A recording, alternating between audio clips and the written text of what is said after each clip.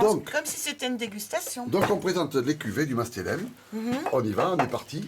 Donc cuvée relativement confidentielle puisqu'elle représente 1000 bouteilles. C'est Prémisse, notre blanc.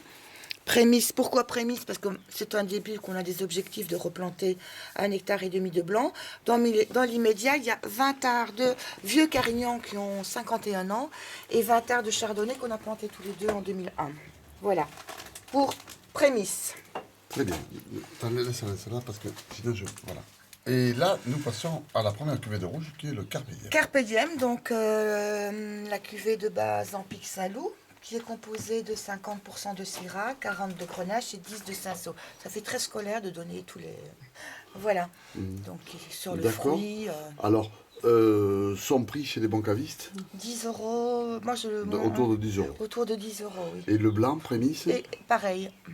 Mais le blanc, j'aimerais bien le goûter parce que j'en ai jamais vendu, jamais j'en ai eu en tant que Fougas. Tu n'as pas eu il y a 2 ans? Je pense pas. D'accord, bon, c'est beaucoup de fraîcheur, Carignan blanc, évidemment. Le... C'est pas typique des vins du Sud. Combien de bouteilles? Citron. Il y en a 1000 et quelques. 1000 et quelques, bon. 1000 et quelques, voilà. C'est pas beaucoup. C'est alors très ensuite. peu. Ensuite, Exulted, donc comme je le disais tout à l'heure, nous sommes sur le millésime 2006. Il y a un peu plus de Syrah dans celle-là. Il y a 2 hivers en fût, un élevage bouteille par la suite. D'accord. Son prix chez les bons cavistes? Autour de 15 €. Autour de 15 €. Alors on passe au papa. On passe au papa Grand Gousier, aussi confidentiel. C'était 2 barriques, c'est un 2006. Alors là on bascule, parce que c'est 70% Grenache et 30% Syrah. Un long élevage. C'est la cuvée d'Alain. Exactement. Autant Carpe Diem c'est la cuvée de Fabienne, Exultat c'est moitié-moitié. Oui. Et Grand Gousier c'est plus la mienne. C'est ta cuvée. Voilà, tout à fait. C'est bien, c'est bien. Parce que je suis persuadé que dans le Pic, on peut faire de bons rouges, de très bons rouges à majorité Grenache. Donc voilà. D'accord. Ce serait ton cépage fétiche, le Grenache? Je pense. Bah, il est plus d'ici que la Syrah, quoi. Donc, voilà, moi je suis.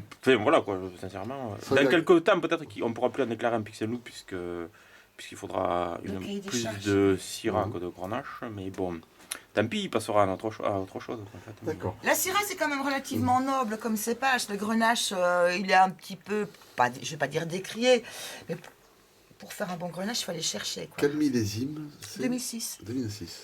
Il faut aller le chercher, en extraction, mais doucement, en couleur, etc. Il faut le bosser, quoi. Il ne vient pas forcément tout seul. Hein. C'est du travail. Donc, c'est pas pour les feignants. Je suis désolée. Alors, on continue avec 2 cuvées. Ce sont 2 vendanges tardives? 2 vendanges tardives. Une blanche. Une blanche en 2005 qui était vendangée fin novembre 2005. Et une rouge. La blanche s'appelle comment? Ça s'appelle Mémoire de Jean, la mémoire de mon beau-père, puisque c'est lui qui avait planté les vignes en 1968. D'accord. C'est de l'uni blanc. De l'uni blanc. Et la Magie d'automne, c'est une vendange tardive de Grenache. D'accord. Bon, là, il y avait 1000 bouteilles, là, 600. En fait, on a fait un essai sur du rouge en 2007, donc on en a fait très peu. Et là, 2009, on en a fait un peu plus, parce qu'on a fait 10 hectos. Quoi. Donc, mais pour l'instant, il n'est pas en bouteille, il est en cuve. Ça dépend un petit peu du temps. S'il fait chaud, alors qu'il pleut après, vous êtes toujours à la recherche de faire ce que vous ne faites pas, quoi. Ce que vous n'avez pas fait encore. La recherche, je pense que c'est aussi une façon de se faire plaisir, parce que si on a réduit volontairement le vignoble, je disais tout à l'heure, c'est pour continuer à bien bosser, faire tout artisanalement, etc.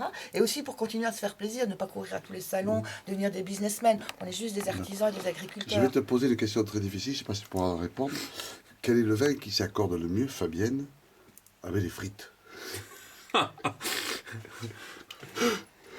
Tout dépend si ce sont des frites belges, des frites maison. Tu sais comment on fait des bonnes frites belges? Non. Je te pose la question, après je te répondrai.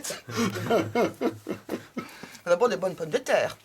Bien sûr. Il faut les pré-cuire. Oui. Tout dépend aussi de la frite, tu me diras avec quoi on l'accompagne. Oui, tout à fait. Une bonne frite maison avec Carpe Diem et Tout à fait. pourquoi pas, le Grand Gousier avec une bonne... Oui, bon. Pourquoi pas.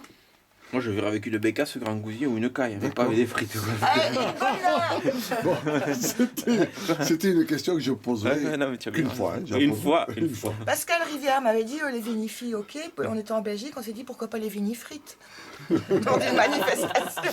Mais ce sera le mot de la fin de cette présentation des cuvées.